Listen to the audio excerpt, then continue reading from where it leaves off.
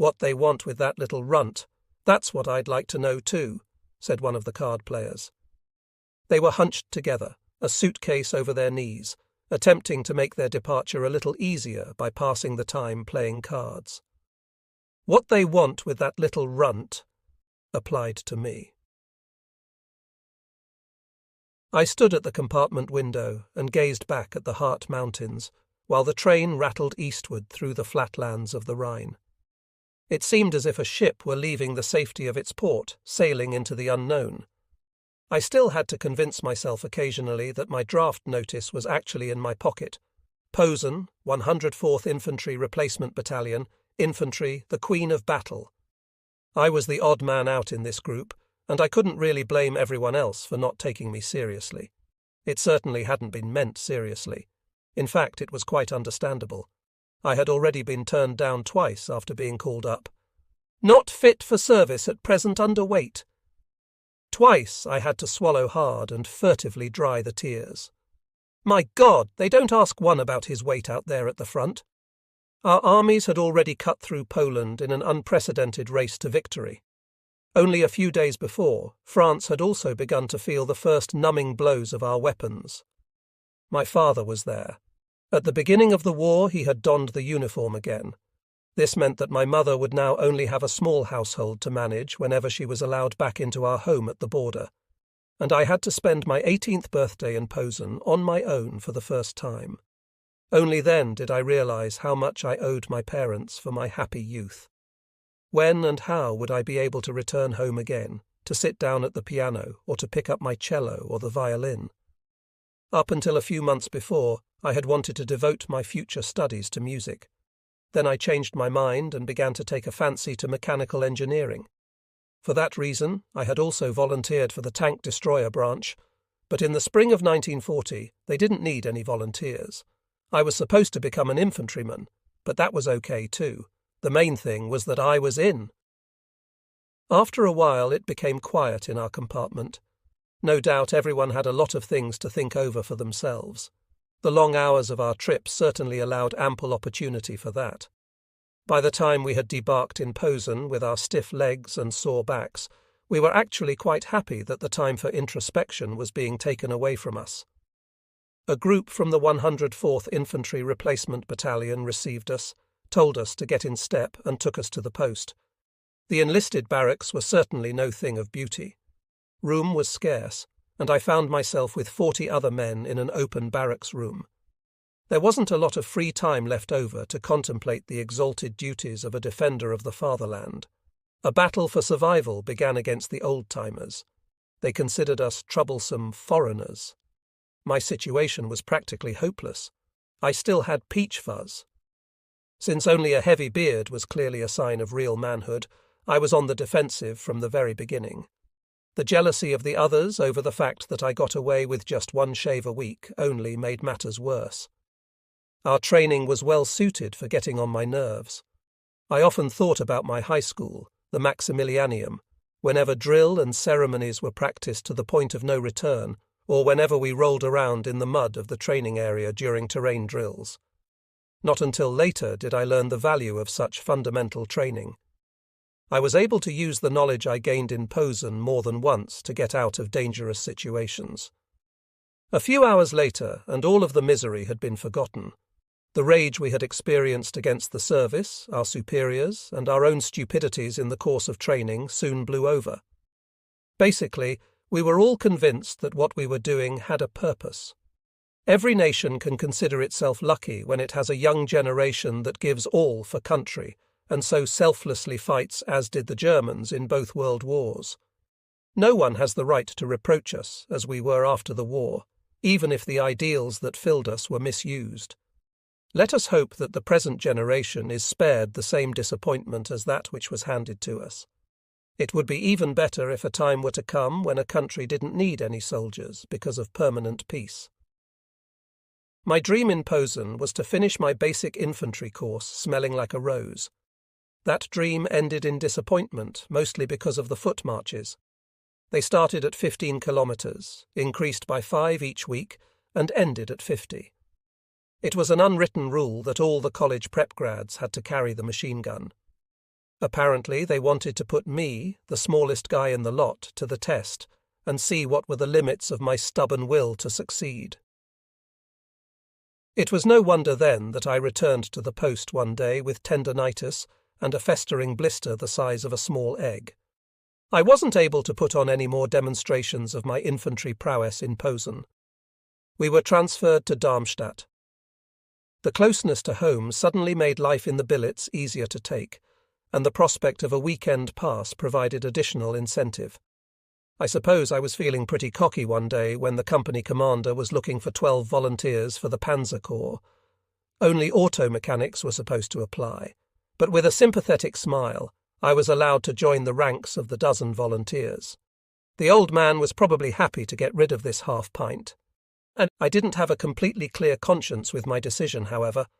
My father had given me permission to join any branch, even aviation, but categorically forbade the Panzer Corps.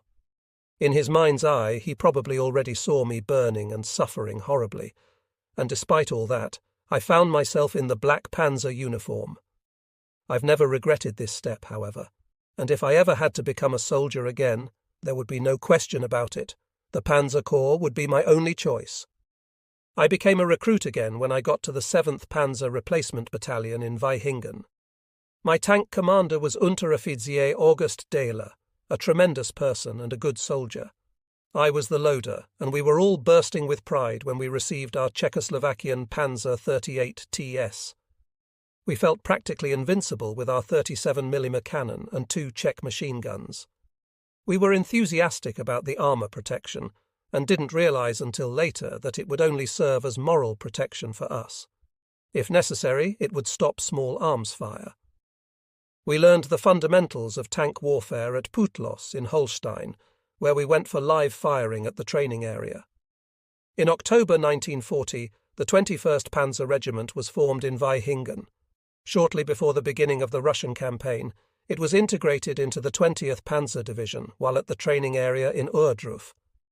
Our advanced training consisted of joint exercises with infantry units. When we were given our basic allotment of emergency rations in June 1941, we knew that something was about to happen. It was anybody's guess as to where we were going to be committed until we found ourselves en route to East Prussia. Although the East Prussian farmers whispered this and that to us, we still believed that we had been sent to the border to pull security. This assumption was an illusion formed by our training in Putlos, where we worked with submergible tanks. These tanks drove under the water up to the coast and then surfaced. We were inclined to think that England would be our opponent. Now we were in East Prussia, but our uncertainties wouldn't torture us much longer. We moved to the border on June 21st. After receiving a situation report, we finally knew what our upcoming role would be. Everyone displayed an icy, calm demeanour, although inside we were all extremely excited. The tension became almost unbearable during the night. Our hearts were practically pounding out of our chests when we heard the bomber and Stuka squadrons thundering eastward over the division. We were positioned on the edge of a woods south of Kalwaria. Our commander had placed a civilian radio on his tank. It officially proclaimed the start of the Russian campaign 5 minutes before X-hour. Except for a few officers and NCOs, none of us had seen action yet. The only live rounds we had heard were on a range. We had trust in the old hands. They already had their iron crosses and assault badges, and they gave an impression of unshakable calm. For everyone else, stomachs and bladders became restless. We believed the Russians would open fire any minute. But everything remained quiet, and to our relief, we received the attack order. In Napoleon's wake, we broke through the border positions southwest of Kalwaria. As we reached Olita in the evening, after a 120-kilometre road march, we felt almost like old veterans. Even so, we were happy when we halted, as our senses had been strained to the utmost on the march during the day. We had kept our weapons at the ready. Every man was at his post. As the loader, I had the worst position. Not only could I not see anything, I also never got to stick my nose out into the fresh air. The scorching heat in our crate was almost unbearable. Every barn we approached caused some excitement, but not a single one was occupied.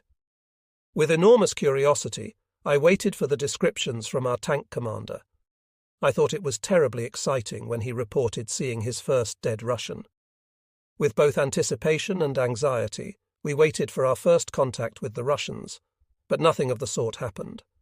Since we weren't the point battalion, we could only count on contact if the advance was held up. And so we reached the first objective of the day, the airfield at Olita, without incident.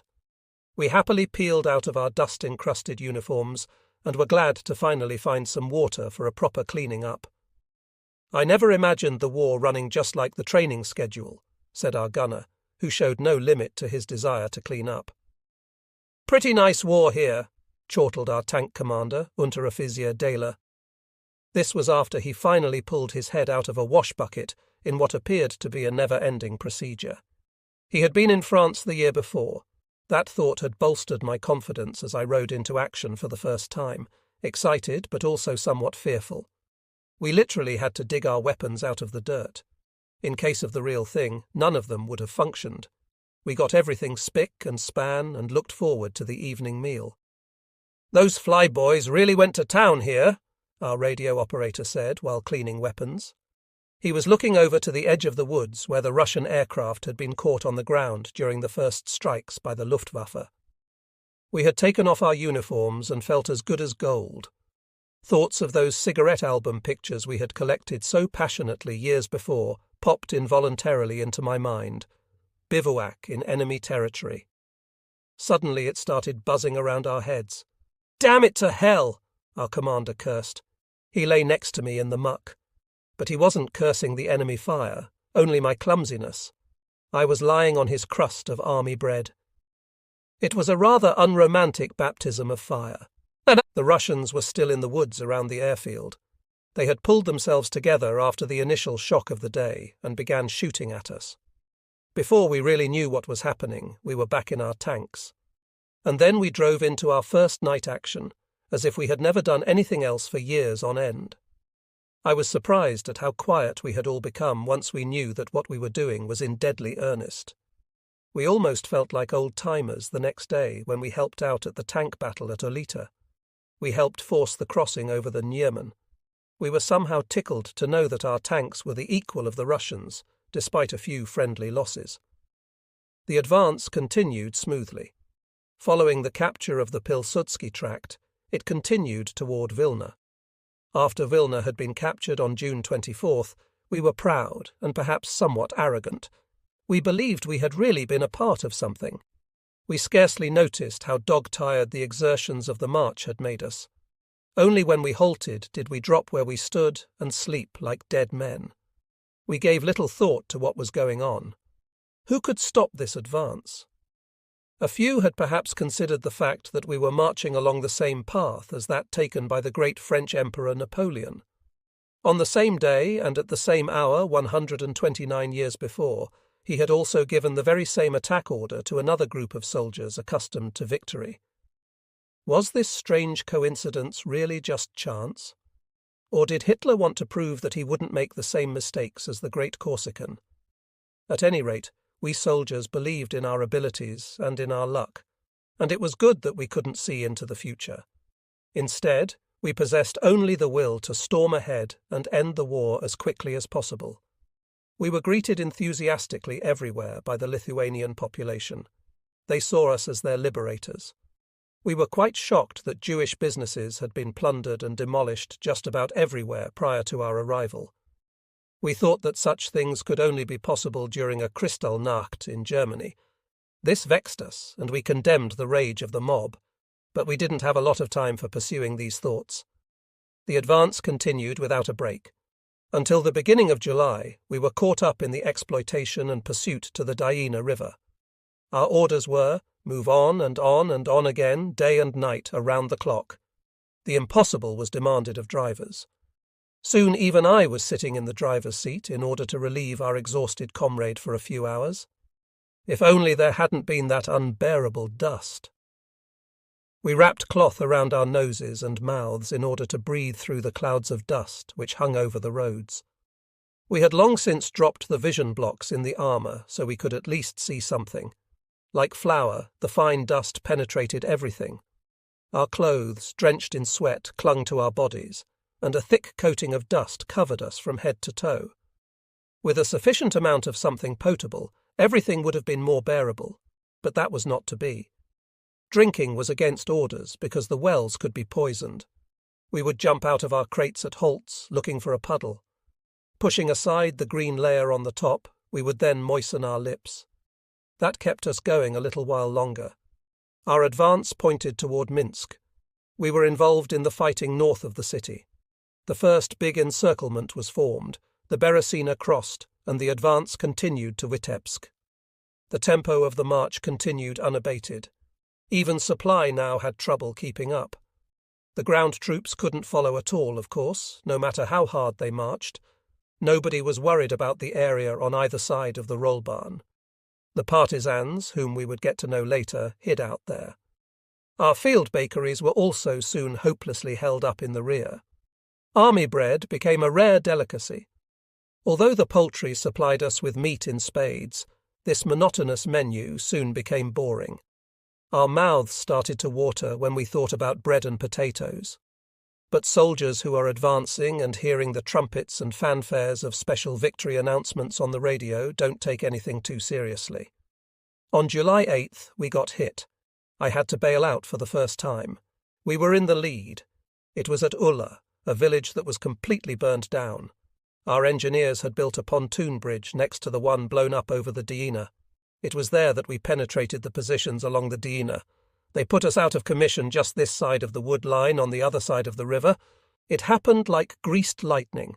A hit against our tank, a metallic crack, the scream of a comrade, and that 8 tigers in the mud was all there was. A large piece of armour plating had been penetrated next to the radio operator's seat.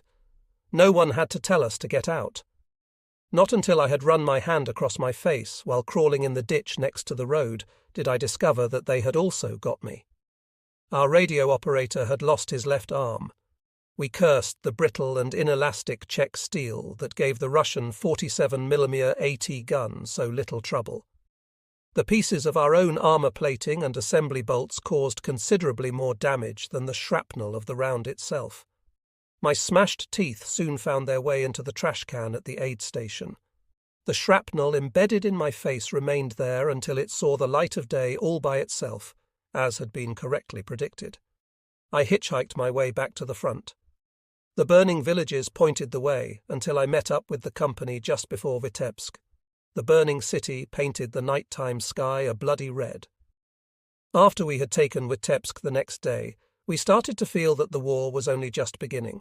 Advancing, defending, eliminating resistance, pursuing, all these alternated with one another. The events of 3 weeks were noted with only a few lines in my diary. 7/11 to 7/16, advance VW Demidov, Duchaushchina toward Yarzewo, Smolensk-Moscow highway, to encircle enemy forces in the Vitebsk-Smolensk area.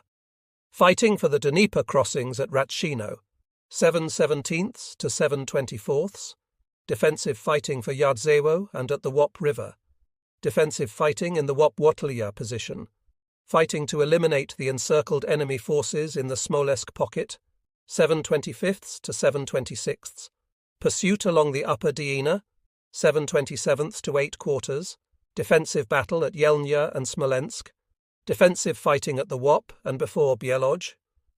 Beyond this sober recapitulation of facts are hidden the hardships which can only be fathomed by those who were there. To those who weren't, their description would only bring to mind thoughts of exaggeration. It will certainly be permitted then that I do not make more explicit comments, particularly since I experienced everything from the perspective of a loader. A loader is not in the position of being able to give an overview of the operations conducted. Each of us exerted himself and took all the unpleasantness in stride. We were convinced there could only be success when everyone gave his utmost. Despite this, we sometimes blew our tops when certain individuals didn't recognize their duties and responsibilities. After one hot day of fighting during which our parched throats had waited in vain for some water, we cursed a blue streak when the news seeped through that our battalion commander had ordered himself a bath prepared with our coffee water. This unbelievable behaviour on the part of a superior went beyond comprehension. But the thought of our bathing superior gave us so much opportunity for jokes and coarse soldierly humour that the matter was soon only seen from its humorous side. Another event hit us like a ton of bricks. The Russians showed up for the first time with their T-34s. The surprise was complete. How was it possible that those at the top hadn't known about the existence of this superior tank? The T-34, with its good armour, ideal shape, and magnificent 76.2mm long-barreled cannon, was universally feared and a threat to every German tank up until the end of the war. What were we supposed to do to these monstrosities that were being committed in quantity against us? We could only knock at the door with our cannons. Inside, the Russians were able to play an undisturbed hand of cards. At that time, the 37mm puck was still our strongest armour-defeating weapon. If lucky, we could hit the T-34 on the turret ring and jam it. With a whole lot more luck, it became combat ineffective. Certainly not a very positive situation. Our only salvation was the 88mm flak. Even this new Russian tank could be effectively engaged with it.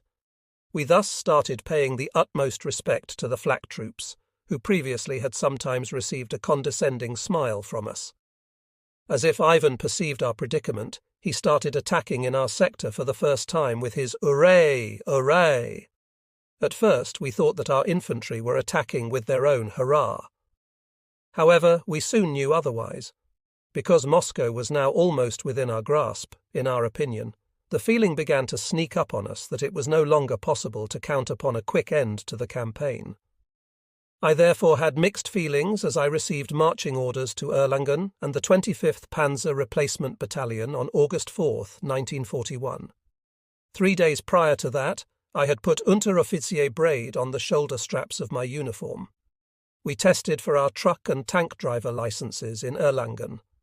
Right after that, we arrived in Wiensdorf near Berlin to attend Officer Candidate Course number R10.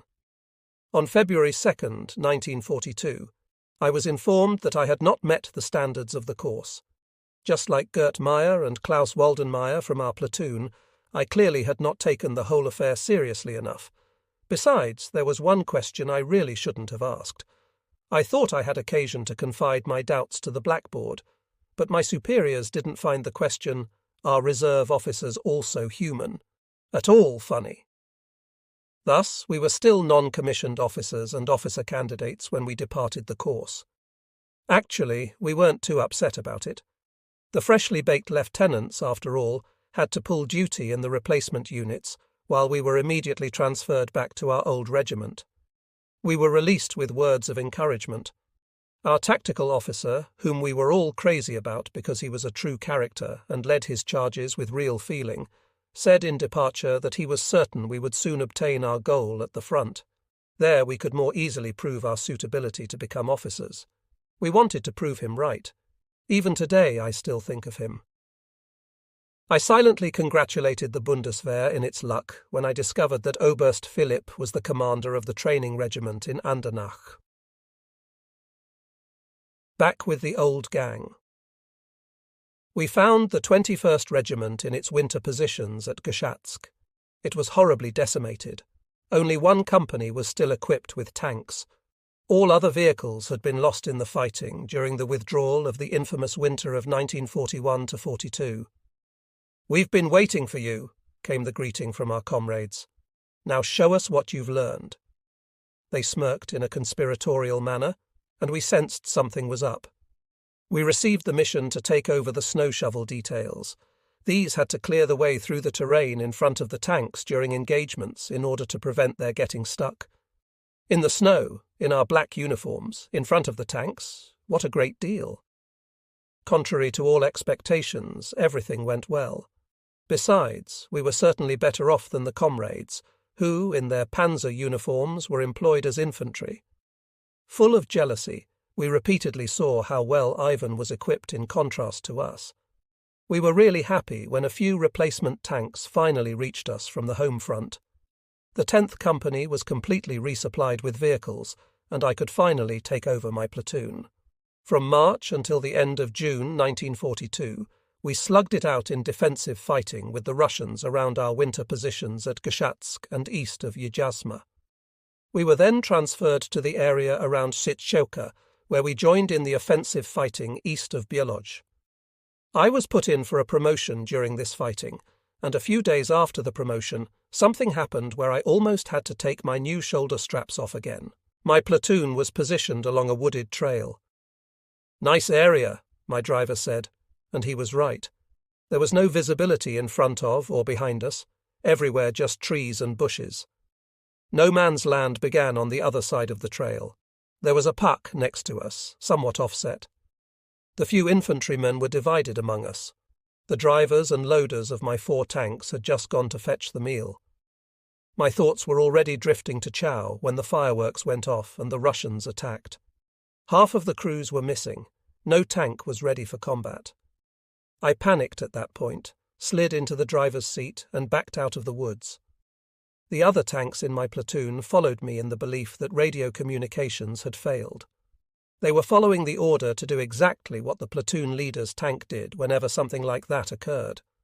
After we had driven a few hundred meters, it was clear to me what kind of a mess I had engineered.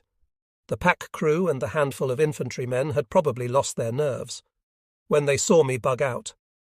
I quickly turned around and returned to the old position. Those great guys in the foxholes had held their nerves and had already repulsed the attack. "Man, what a bunch of heroes," the pack commander said. "If that's all you can handle, then you'd be better off not even coming to the front." I stood there with my tail between my legs and could only assure him that something like that would never happen again. That experience still weighed heavily on my mind for many days afterwards. How easy it is to make such a hasty decision, how badly it could have ended. I should have stayed there, of course, even if we weren't quite combat ready. That had become clear to me after a few minutes, but the mistake had already been made when we cranked up. This episode was a damned good lesson for me, and I always reminded myself of it, especially when I had to pass judgment on subordinates. I was happy that I had the opportunity to wipe the slate clean before our units transfer to the area north of Orel. By doing that, I could at least wait for my promotion with a clearer conscience. Before I received my promotion, however, I was destined to get acquainted with a special area of operations. I became the leader of the engineer platoon in the headquarters company for a short time. A catastrophe. We were in our bunkers far behind the front. One morning the commander called to me excitedly, "Hey, Carius, take a look, just like in the movies. How is such a thing possible?" A newly equipped Luftwaffe field division advanced past our quarters on the way to the front. It took my breath away, just like a fairy tale. From the bread bags to the cannons, everything was new. We saw weapons we had only heard rumours about, the MG-42, the 75mm long-barreled pack, and other amazing things. Certainly nothing could happen here. We wanted to believe that we would finally be able to completely refit our units as well. Everything that was rolling toward the front was a guarantee for a peaceful winter in this sector. Naturally, our company commander was itching to be able to see all the nice things up close. So we drove to the front lines to recon the situation. A dignified atmosphere prevailed. We thought we were in a training area. The non-commissioned officers wore their elegant visor caps. The troops were clueless and a bit bored in their positions. There were absolutely no signs of battle. Because of that, they had also packed away the MG-42s, so nothing would get into them. The comrades simply couldn't be convinced to demonstrate these previously unknown wonder weapons to us just once. An uncomfortable feeling crept over us. What would happen if Ivan were to attack there? Before these weapons were combat-ready, the Russians would have already overrun the positions. Our fears would soon be justified. A dull rolling from the northeast woke us one morning. We strained our ears for a few minutes, then nothing could keep us in our bunkers anymore. Outside, an icy snowstorm practically took our breath away and almost blew us over. That was ideal attack weather for the Russians. Without waiting for the alarm, we woke up the company. Our suspicions were confirmed. The report soon came that the Russians had broken through. We found the commander of the Luftwaffe division in a state of complete despair at his command post. He didn't know where his units were. The Russian tanks had rolled over everything before the puck guns had fired a shot. Ivan had captured the brand-new material, and the division had scattered to the four winds. Fortunately, the enemy stood fast after his quick initial victory. He feared a trap. Thus, with some effort, our regiment was able to seal off the breakthrough. It was a complete madhouse. When one infantry unit marched up to a village, men in Luftwaffe uniforms waved to it. Shortly afterwards, they opened fire with devastating effectiveness. The Russians were wearing the captured winter clothing. We thus received the order to shoot at every Luftwaffe uniform, since only Russians could be lurking in them. Unfortunately, a few of our own isolated assault groups also fell victim to this order. Whenever we heard an MG-42 hammer away in the next few days and weeks, we could bet our lives on it that the Russians were firing it. We all became enraged whenever we thought about the failure of those responsible. They put the best weapons into the hands of completely inexperienced, poorly trained troops and threw them straight to the front.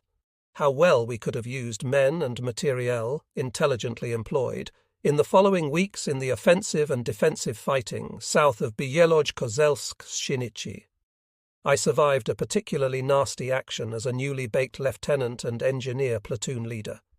We had the mission to clear the mines ahead of the tanks. I was amazed that I got away with only a superficial flesh wound on the hand. I then started to appreciate the work that was demanded from our engineers. I was happy when I was transferred back to our old 1st Company. I saw August Dehler again, my old tank commander. He had become a Feldwebel in the meantime, and naturally we rode together in the same platoon. The operations we jointly participated in brought about the greatest losses to our battalion since the beginning of the campaign. The Russians employed great quantities of AT rifles, which penetrated our tanks with ease. Our losses were very high. Many of our comrades were mortally wounded in their tanks or could only be evacuated with serious wounds.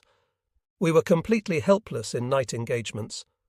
The Russians let us approach quite close.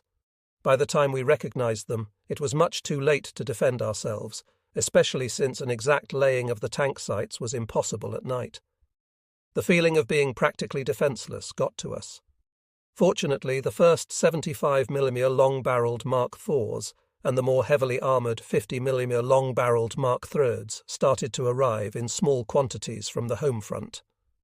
That was the silver lining on the horizon, a lining which so often let our hopes be revived in Russia. After practically giving up hope and losing all confidence in our own vehicles, we again gathered some courage and made it through the last unsuccessful attack through Ploskaya on Beljajewa. In the meantime, it had become January 1943. I was supposed to take my home front leave before the upcoming leave cancellations. On the evening before my departure, August Dehler motioned his tank out of its box. It had been dug into the earth to ward against the enormous cold. Dehler slipped on the smooth, sloped ramp with his felt boots and slid in front of the left track of the vehicle. It grabbed him without his driver noticing it. The tank was immediately brought to a stop when the remainder of the crew yelled, but the track had already rolled up to Dehler's upper thigh. He was killed immediately, without ever having uttered a sound. I had lost one of my best friends. I was then really ready for leave and looked forward to home and my parents' house. But it seemed as if I were not supposed to enjoy my time there. A telegram soon arrived announcing my transfer to the 500th Replacement Battalion. Disappointed, I kept on guessing why I could not return to my old company. I reached Putlos with mixed feelings and the certain expectation of having to go through another gunnery course. I would much rather have returned to my old gang at the front.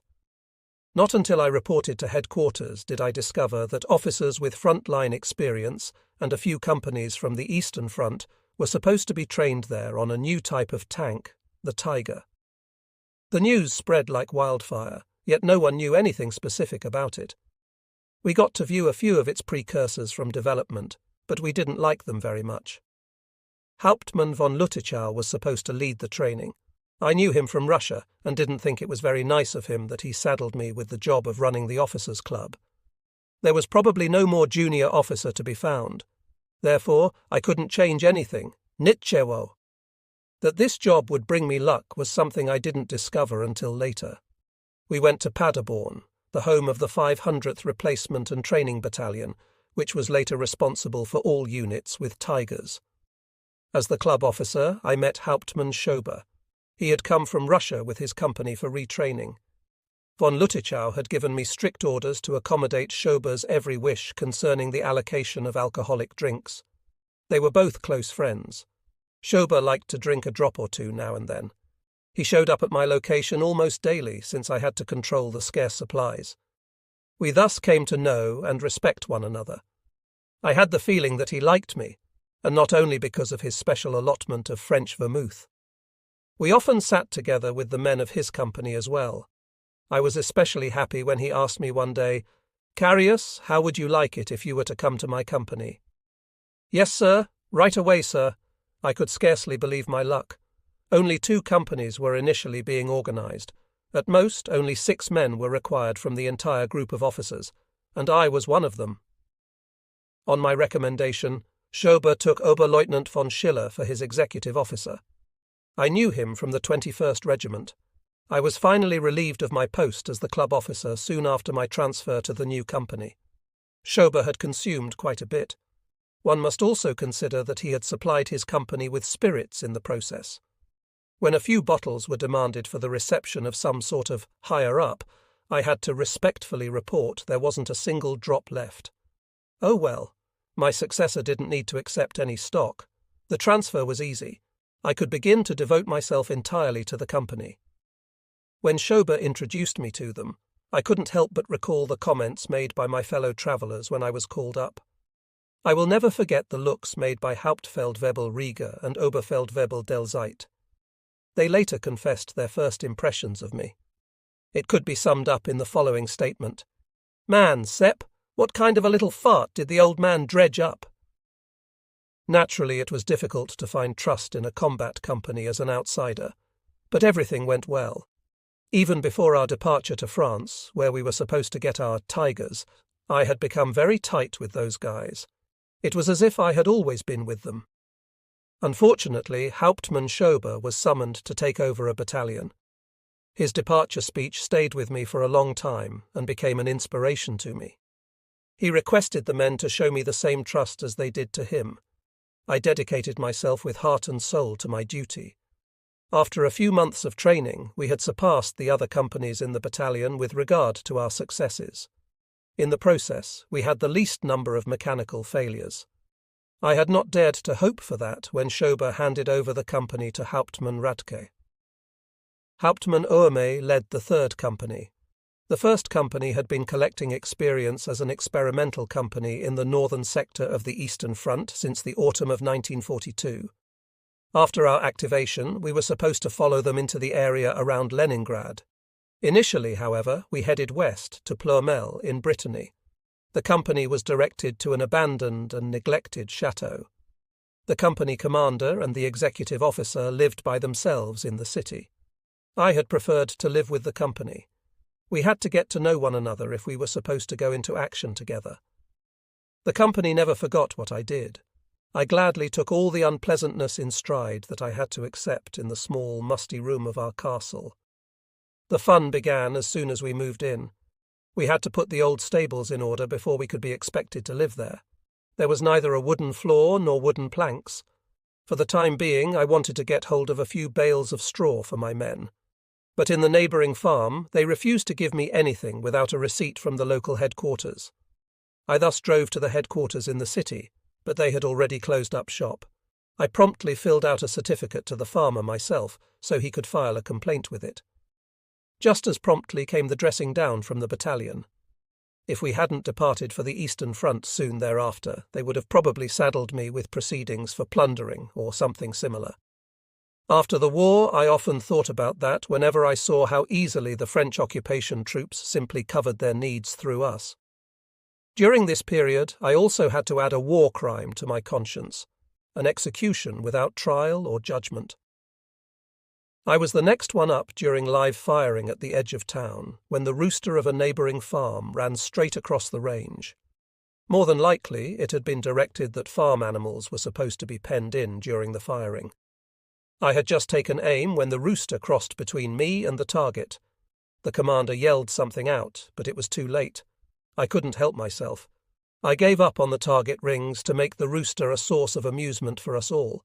It made a few somersaults, and then became something scarcely edible. The company commander was already giving me a huge dressing down when the grieving owner of the dearly departed also came running up. Even with money, she couldn't be calmed down, since the deceased had plainly been the best rooster far and wide. Of course, the red wine was a part of our stay in France as well. The Austrians in the company were especially partial to it. There was hardly an evening where I didn't have to get up again and put my Austrians to bed.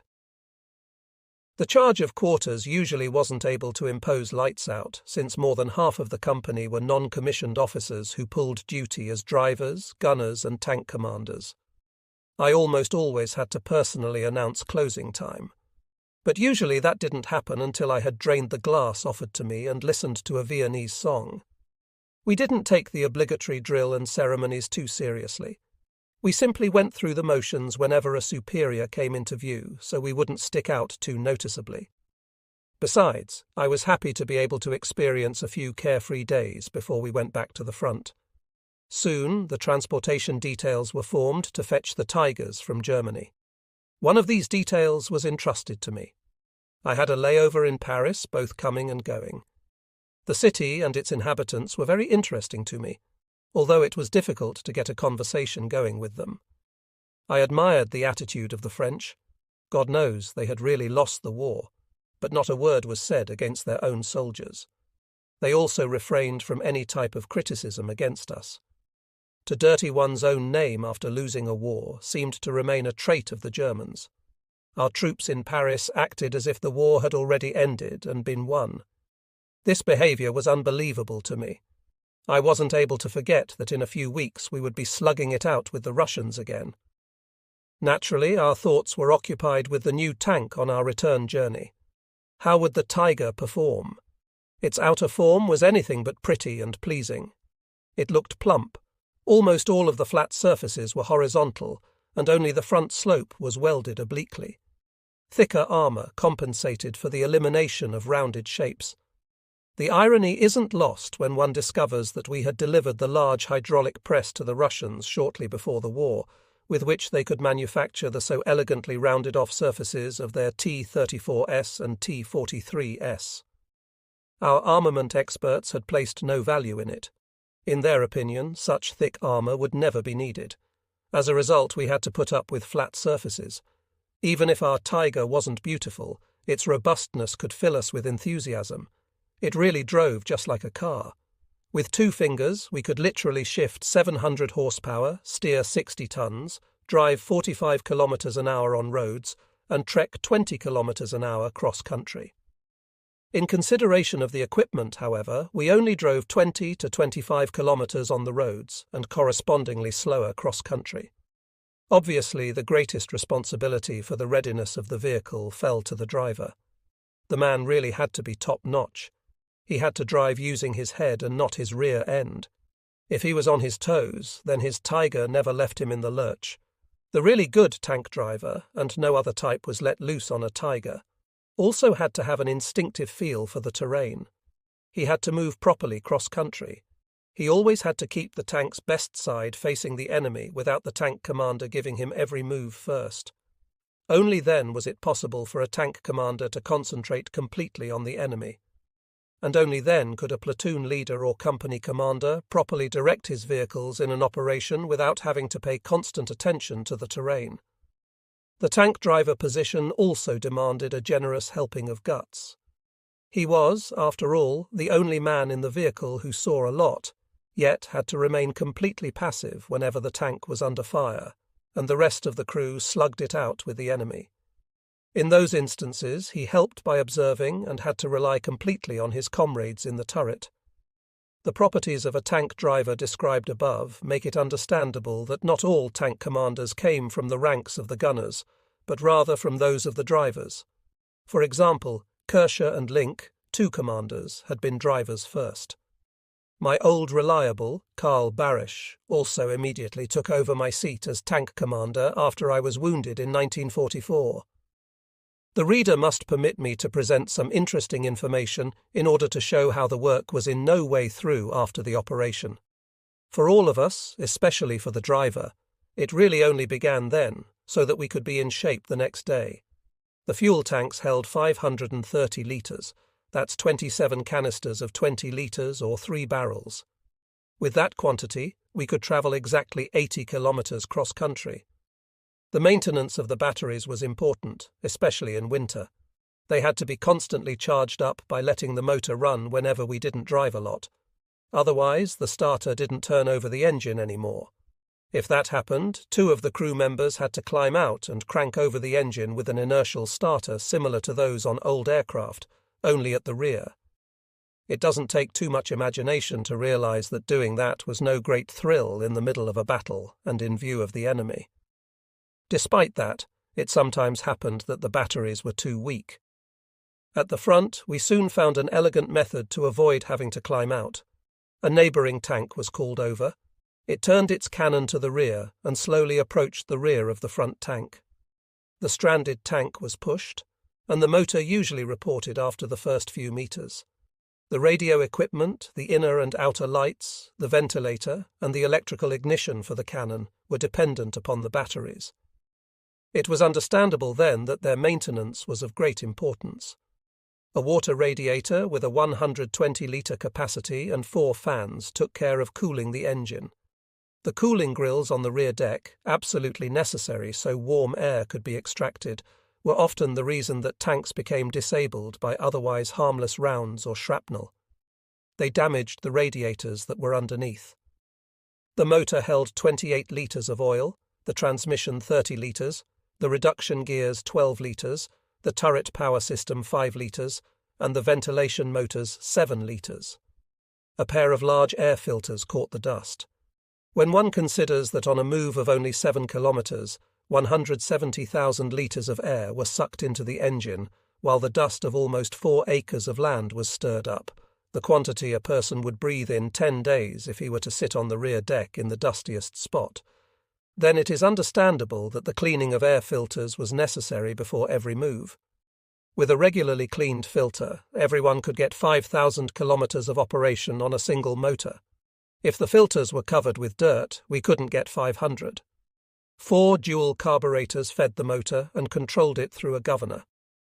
The sensitivity of the carburetors was the greatest disadvantage of the German gasoline motors in comparison with the robust diesel engines of the Russians. On the other hand, a greater resilience was the advantage of the German tank engine. The transmission, which functioned semi-automatically, had 8 forward and 4 rear gears. The steering gears enabled the power taken away from one track in steering to be transferred to the other. In turning in place, one track ran forward and the other backward. This power was negated by steering brakes on the Panzer I through Panzer IV. The Tiger driver sat at a steering wheel and could direct the 63 tons as easily as a car. Up to then, a lot of strength had been necessary in steering a tank. The overlapping suspension had 8 axles on each side. Each axle had 3 road wheels, which ran on the track and supported it at the same time. The lighter types of German tanks, on the other hand, had both road wheels and support rollers. Just imagine how many road wheels on the Tiger had to be removed whenever one of the inner ones had to be changed. The 22-litre motor performed best at 2,600 revolutions per minute. At 3,000, it soon became too hot. Before loading the tanks on trains, the cross-country track had to be exchanged with a narrower one. Otherwise, it extended over the sides of the cars and would have endangered oncoming traffic. Special 6-axle cars had been constructed for rail transportation. They carried 80 tons and accompanied each battalion into the area of operations. In order not to endanger any railway bridges, at least 4 other freight cars had to be placed between 2 Tigers. The turret was turned by a hydraulic gearbox. The gunner's feet rested on a tilting platform. If he pressed the tip of his foot toward the front, the turret turned toward the right. If he pressed with his sole to the rear, it turned to the left. The more he pressed in the corresponding direction, the faster the movement. At its slowest, a 360-degree revolution of the weapons in the turret took 60 minutes. At its quickest, it took 60 seconds. Extreme aiming accuracy was thus ensured. The practiced gunner didn't need to adjust afterwards with his hand. Because of the electrical ignition of the cannon, slight pressure by the little finger sufficed to let loose a round. The unavoidable jumping. The unavoidable jumping, usually caused when pulling the trigger by mechanical methods, was thus avoided. Our most dangerous opponents in Russia were the T-34 and the T-43, which were equipped with long-barreled 76.2mm cannons. The tanks were dangerous to us from 600 metres in the front, 1,500 metres in the sides, and as far as 1,800 metres in the rear. If we hit these enemy tanks in the right place, we could still destroy them at 900 metres with our 88mm cannon. The Stalin tank, which we first encountered in 1944, was, at a very minimum, the equal of the Tiger. It was considerably superior in its shape, just like the T-34. I won't describe the KVI, the KV-85, the other less frequently encountered types of enemy tanks, and the assault guns with their large-caliber cannons in detail here. A completely outfitted Tiger company had 14 tanks.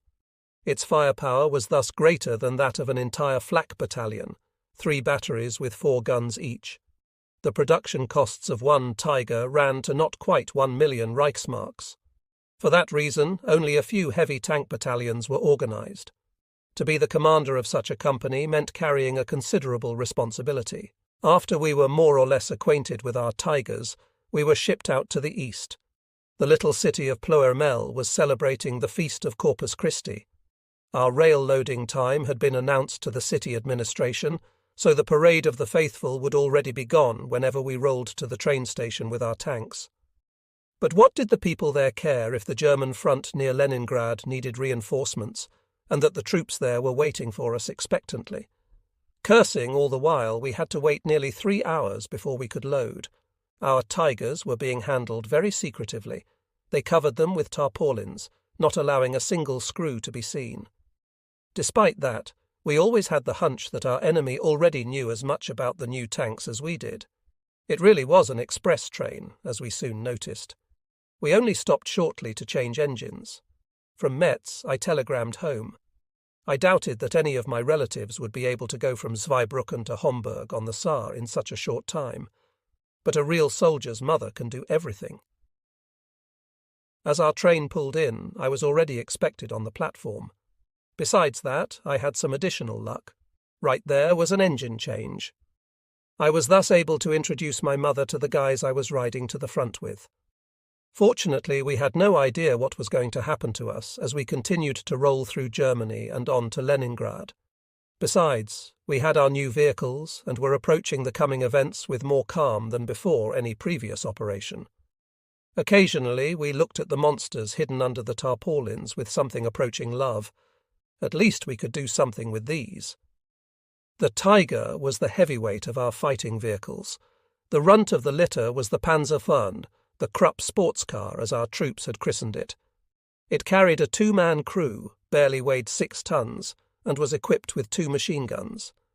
By the time of the Russian campaign, we had already left it home. 3 men sat in a Panzer II. It was somewhat heavier than the Panzer I, and also had a 20mm rapid-fire cannon. By then, it was only employed for reconnaissance purposes in light platoons. 5 men belonged to the crew of a Panzer III. It weighed exactly 20 tons, and had a 50mm short-barreled cannon, later long, and 2 machine guns. The Czech tank, the Panzer 38T, roughly corresponded to the Panzer III. Besides having a poorer quality of steel, it also had the disadvantage of only having 4 men in it. The tank commander had to observe and fire simultaneously. One found the Panzer IV in the heavy company of every battalion. 5 men also rode in it. The weight was between 22 and 28 tons.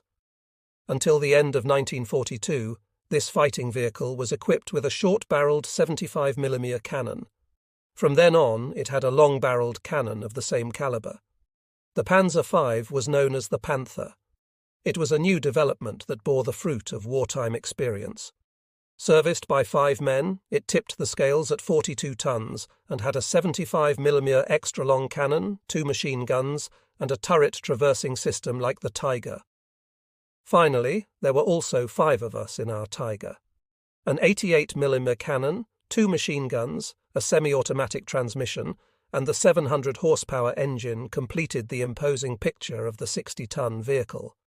The 88mm cannon was the same one that had proven itself so magnificently in flak units. It was also used with an even longer barrel in the new anti-tank guns. Soon we were to put the tank through its acid test. Our railhead was near Gatchina. We experienced our first bad luck there. The end ramp was missing, and one of the Tigers tipped over while offloading over the side. A promising start. The after-action reports of the first company were also not exactly encouraging. Our comrades had been dashing about in the area around Leningrad since September 4th, 1942. In the first 4 weeks, they had participated in the first defensive battle south of Lake Ladoga. They were then involved in the positional fighting around Leningrad in the 11th Army sector. From January 12th to May 5th, 1943, they took part in the second defensive battle south of Lake Ladoga in the Pogorsky Pocket and south of Kolpino. Casualties couldn't be avoided during these operations. It also became quite clear in the marshy operational area that tanks would have to be abandoned by their crews once in a while. While the order had been given that no Tigers were to fall into the hands of the Russians under any circumstances, a burned-out tank often had to be left behind with its weapons destroyed by its crew. The wrecks and the ruins provided the Russians with enough information that we had something new. In the operations that followed, we promptly found superb descriptions by the Russians of our Tigers. Every Ivan had them in order to become familiarized with our weak points. Since our own leadership still hadn't produced any training manuals, we were able to use the Russian publications for our training. In this manner, we were also made aware of our own vulnerable spots. Our Tiger debut was supposed to begin on July 22nd, 1943, with daily performances for 8 weeks. It was the third battle for Ladoga. With all means available, the Russians were attempting to reopen the land connection with Leningrad for the third time. This would make possible the use of the Stalin Canal and the Volkhov-Leningrad rail line. We were loaded on the trains on July 21st. We were not able to reach the planned destination at all. Only with a great deal of difficulty did we come to Snigry, a small train station near MGA. By the skin of our teeth, we got our Tigers off the cars. The Russian artillery had already shifted its fire to our vicinity, and we had to detrain once again without a ramp. The third company had been thrown straight into battle from the ramp. Hauptmann Urmer, the company commander, and Lieutenant Grunewald had already been killed before we arrived with our train. Ivan had let loose great swarms of fighter planes on us, something we weren't used to. Swirling about and imitating our Stukas, they mowed down everything. Desolate clusters of decimated human and animal corpses and destroyed material were left on the rollbahn. It was a scene that I only saw repeated in 1945 along the retreat routes in the west. We were usually only able to drive along the rollbahn at night. For the slow horse-drawn units, it was practically impossible to move forward. We too were then thrown into this inferno. We slugged it out with the Russians until the end of September. Neither side could register a success, only losses. Sinjawino, Hill X, the Masurian Road, and Bunker Village, each survivor, these names once again bring back to life the memory of the severity of the operations. The battles went back and forth, day in and day out. Important positions often changed hands several times daily. Once we were employed with the company against Bunker Village. I moved from the southeast. After reaching the village, I was supposed to be relieved by an attack from a patch of woods southwest of me. After reaching our objective, however, we waited in vain for the second group of Tigers. I never did discover the real reason why the comrades in the other company had left us in the lurch. We had to slug it out by ourselves with the anti-tank positions. We also got a glimpse of a few tanks, but soon we didn't even know ourselves where the front and rear were. With a lot of luck, we got out of there, but without having shaken up the Russians at all. I was as happy as could be to have all my tigers collected together again. Who would have had time in such a mess to follow orders and ensure that no damaged tiger was left behind? Someone had thought, fully provided every tiger tank commander with a demolition charge. It was fastened upright in a holder next to the tank commander's right hand beside the seat in the turret. With it, the gun could be destroyed effortlessly. In addition to the hand grenades laying around the tank commander, these were yet another novelty item. I could have gladly done without them. If one's tank got a proper dead-on hit, then it was a sure guarantee to the tank commander that it didn't fall into Russian hands, at least not so that it was recognizable anymore. I finally used the aforementioned holder to secure a bottle of schnapps. For my 5-man crew, it was more soothing than any demo charge. Sometimes we really believed that only alcohol would help us get through this damned operation. We were disappointed that the successes we had promised ourselves with our new vehicles didn't arrive. In addition, our battalion changed commanders almost as quickly as the hill near Sinjawino changed hands. Many comrades were killed. The platoon leader of our 3rd platoon, then Unteroffizier Pfanstiel, and also Unteroffizier Kienzler. He was one of my humorous Austrians from the chateau in Pluimel, a true Viennese in the good old sense. The senselessness of many measures taken in the immediate vicinity of the front also spread vexation among us. For example, someone had come up with the idea of reinforcing the roads in the marsh in the area around Tosno. They were to be anchored with wood and have asphalt surfaces. The roadway had already made it as far as Gatchina, and it was then approaching the front. The Russians certainly got a kick out of it when they had such great roads at their disposal for their advance in January 1944. We had had to put up with corduroy roads for nearly 3 years. The corduroy roads were a chapter unto themselves. Anyone who rode on them can tell some stories. Despite the many cutouts, traffic jams could not be avoided. Driving off the roads was impossible, even far behind the front. The low-lying marshy woods started immediately to the right and left.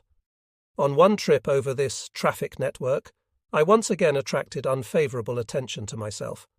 I was coming from a meeting, wanted to get to the front, and was, as usual, in a hurry. Suddenly, someone was honking like crazy behind me. I was supposed to pull into a cutout and let him pass, because he plainly had a more powerful vehicle and was in even more of a hurry than I was. But if we had pulled into one of those cutouts, we could almost certainly count on checking out of the net. The traffic was continuous, and no one would have stopped to let us blend back in again. Therefore, I drove on, even after I looked around and determined that it was a vehicle with a staff flag. Finally, one of the usual jams forced us to halt, and the big shot soon had me by the scruff of the neck. It was a Hauptmann on the staff of Lindemann, the commander of the Northern Front. He immediately began to dress me down. When I explained to him that my presence at the front was just as important as his inspection, and that he probably wouldn't even be able to drive around there if not for the men holding the front, he demanded to see my papers. "You will report to the front commander and discover from him what is necessary and what isn't," he announced to me in an ominous manner. I then discovered the next day what was necessary and what wasn't. Lindemann received me grinning. While employed at the West Wall, he had become acquainted with my father. Instead of a dressing down, an entertaining conversation took place. "That guy has nothing but luck," my comrade said when I came back from my meeting with a satisfied grin. After many weeks, the Russians had finally been brought to a standstill in the sector south of Lake Ladoga. Once again, they were quiet. We were pulled out of the front line and set up our quarters in Tchernavo, near Gatchina. Most of the vehicles were ready for the workshop. The usual teething troubles had to be fixed. Our company commander had been transferred, and Oberleutnant von Schiller, the former executive officer, took over the company. I was to remain the only other officer in the company until summer of the following year. During our break in action, I received the mission to recon the roads to Leningrad, the ones leading north from Gatchina to the shoreline road, and the connecting roads in between. While doing that, I was to establish contact with the infantry at the front. In addition, all bridges and culverts had to be checked for their carrying capacity. If necessary, They were then reinforced by the engineers to accommodate the width of a tiger, and the roadway was emblazoned with our tactical symbol, a mammoth. Unfortunately, the Russians became the only beneficiaries of our work there when they attacked in 1944. During these reconnaissance trips, I had the opportunity to become familiar with the Leningrad front. From many kilometers away along the Rollbahn, we could see the moving crane of the port. The crane had already caused us a tremendous amount of problems because it was a fabulous observation post for the Russians. It simply couldn't be brought down with artillery. Whenever I reached the front line at the final stop of the Leningrad streetcar line and cast a glance into the city from the shot-up trolley cars, I asked myself over and over, why hadn't we taken it in 1941? Back then, there had scarcely been any resistance worth mentioning. We discovered from a female medic we had captured that the city had been practically starved out in the winter of 1941 to 42. The corpses had been stacked like firewood. As the driver of a colonel, she had let her vehicle run onto a mine. As punishment, she had to accompany assault parties as a medic. She said that life in Leningrad had practically normalized itself again. The populace went about its work undisturbed. Where and when the Germans would fire was already known. Besides, she said, we scarcely had any ammunition.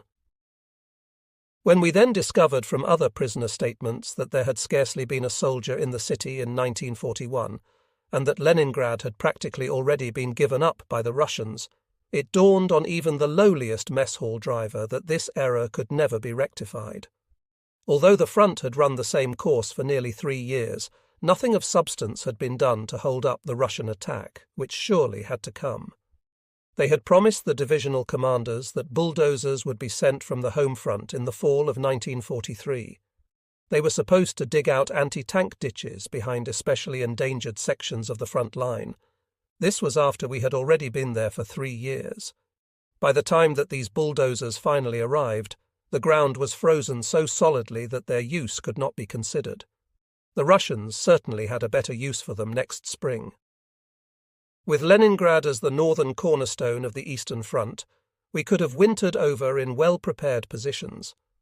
This would have given us a reasonable starting point for a renewed attack in the spring of 1942. The attack on Moscow was given precedence over the taking of Leningrad. That attack bogged down in the mud when we had the capital of Russia within our grasp in front of us. What then happened in the infamous winter of 41, 42 cannot be recounted in oral or written reports. The German soldier had to hold out under inhuman conditions against winter-experienced and extremely well-equipped Russian divisions.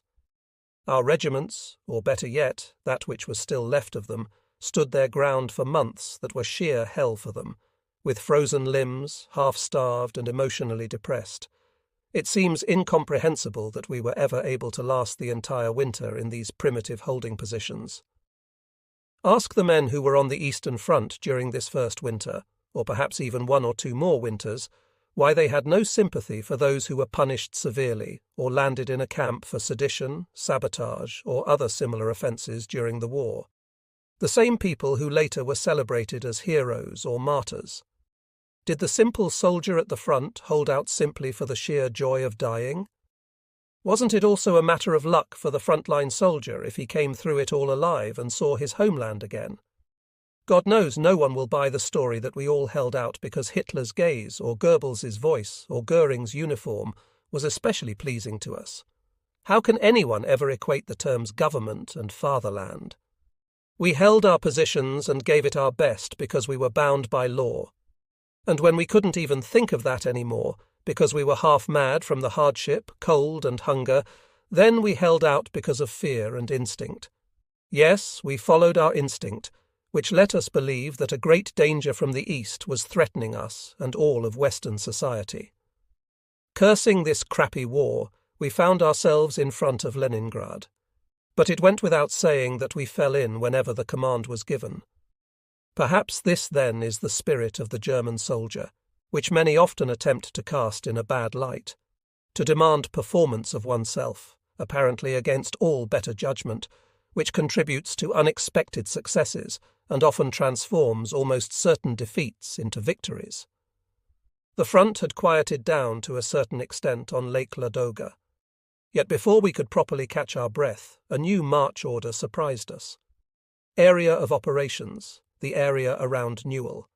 The Russians had attacked there suddenly and taken Newell. The attack had arrived so unexpectedly that some of our troops were caught at the movies. There was a real panic. As was only right, the commandant of Newell had to answer to a court-martial later for gross negligence in his security measures. We were given the mission to hold open the Velikiya Luki Newell Vitebsk rollbarn at all costs, so that the infantry could occupy the best positions possible east of the road. Ivan was, after all, supposed to be pushed back again. We soon recognized what type of opponent we were dealing with through some unforeseen events. There had been a gap in our front lines south of Newell since the winter of 1941 to 42. It was considered a natural obstacle because the terrain was an out-and-out marsh. To everyone's surprise, after the breakthrough to Newell, it was determined that the Russians had succeeded in slipping smaller units through the marsh to harass the rollbarn. I was thus sent out ahead as a single tank to provide cover. The rest of the company was supposed to follow. Nothing could be seen of the enemy. The rollbarn we had to hold open stretched in front of us from the right to the left. It rose upward toward the right and disappeared behind high ground after about 2,000 metres. The rest of our battalion was supposed to advance to us from that direction and reinforce our line between Loez and Newell. It was November 4th. We had left our tank. My driver, Unteroffizier Kostler, worked on the damaged left track. We were thus standing in the open and noted with satisfaction that our tanks were rolling toward us on the rollbarn over the previously mentioned high ground. My radio operator hadn't made any report to the contrary to me at any rate. When I identified the first tanks more clearly, I was startled. Infantry was sitting on them. Binoculars out. Yes, indeed, the Russians were personally paying their respects. As fast as lightning, everyone was back in his seat. But they didn't even take notice of us. They probably thought we were a knocked-out vehicle and weren't counting on enemy contact.